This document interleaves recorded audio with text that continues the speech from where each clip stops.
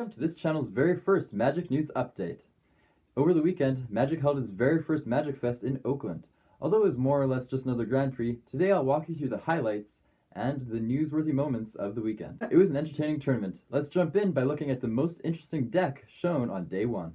The deck was called 5-Color Avatar of Might and it was created by David Jovino. The deck used a number of cards that gave his opponent 1/1 counters in order to cast the card Avatar of Might for cheap. David Jovino then used cards like Omelet of Safekeeping to shrink his opponent's tokens. David ended up losing his Round 7 feature match and just missed making Day 2 of the tournament. The Round 8 feature match was just as exciting as Round 7's, even though it was an unassuming matchup. The matchup featured Andrew Blackwood playing Abzan Evolution against Sam Pardee playing Blue-White Spirits. Usually a match between these two aggressive decks would just go by in a flash, but in this case it went on for a little longer. Sam Pardee won Game 1 fairly easily, but in Game 2, Andrew Blackwood managed to play an early Worship, which prevented Sam Pardee from finishing him off or even really attacking with his spirits. This stretched the game on for a long time. Sam Pardee couldn't kill Blackwood, but he did have 4 spell colors in his hand which allowed him to disrupt everything that Blackwood was trying to do. Blackwood couldn't combo off, and Pardee couldn't attack, and so the game went on for ages. At one point, Blackwood had Walking Ballista on the battlefield with enough counters to finish off Pardee, but right as the Walking Ballista removed its last counter to deal the final point of damage to Pardee, Pardee flashed in Phantasmal Image, copying Blackwood's Shalai, which gave himself Hexproof. This prevented the final damage, which would cause Pardee to win the game after Blackwood decked himself. 14 Walking Ballista, unload all of them, kill you. I would probably make it 15, just in case Sam has a way to gain life at instant speed that I haven't thought about. Sure. Where are we at? Where do you want to image? Oh, Bouncing Shalai. Sure. Wait, what happened? Why is the Walking Ballista in the graveyard? It should not be in the graveyard. Oh! Did I miss something? No, we did. You know what Phantasmal Image copied? Shalai, right? You know what Shalai does? Gives you hexproof. Oh my god. Oh my god. I totally didn't see that. It was an exciting match in which basically every card of each player's deck was seen. The story of Day 2 was the dominance of the deck KCI. KCI is an artifact combo deck that uses a number of different moving pieces and the artifact Krark Clan Ironworks in order to create arbitrarily large amounts of mana and draw tons of cards, eventually finishing off the game with Pyrite Spellbomb. KCI has a high win rate in modern tournaments, but because of the complexity and the amount of knowledge it takes to run the deck, not many players have been playing it, and therefore not many players have been preparing for it. There were 4 KCI decks in the top 8 of the tournament, and many more in the top 32. KCI completely dominated the coverage during the entire Day 2 of the tournament as well. Many people who watched the tournament were calling for some cards from KCI to be banned, so that the deck wouldn't be so strong.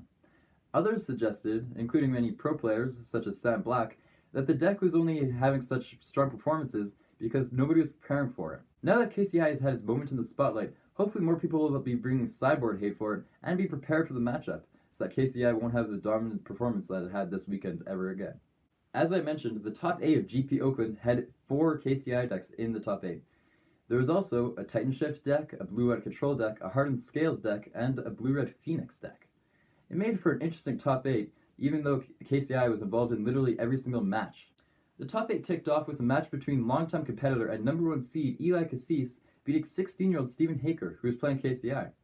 Eli Cassis was playing Blue-Red Phoenix, which he had a lot of success with during the tournament.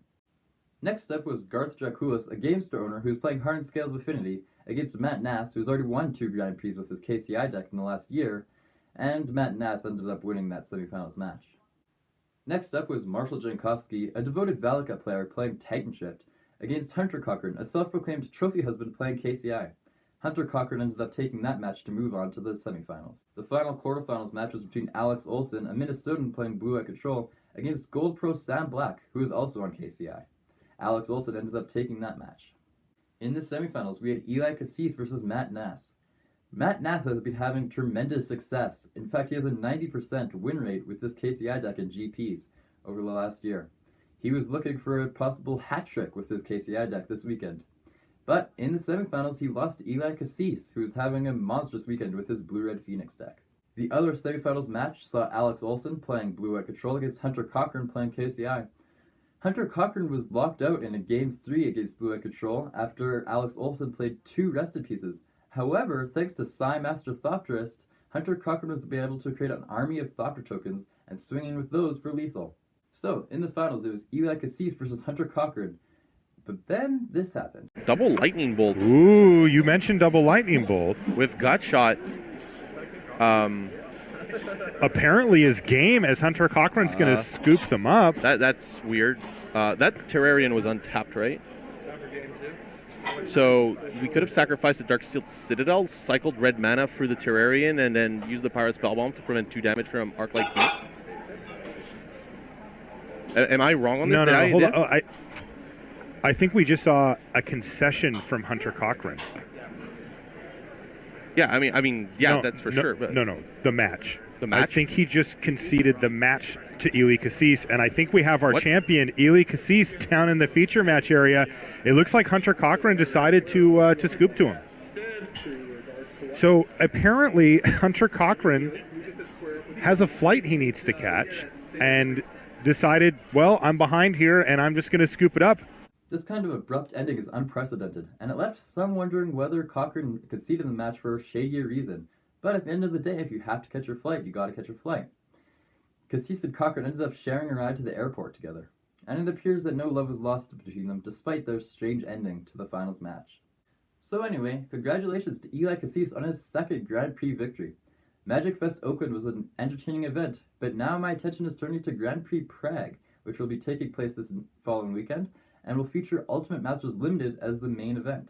Also stay tuned for a look at some Ravnica related spoilers later in this week, and of course any other updates on news you need to know in the world of Magic.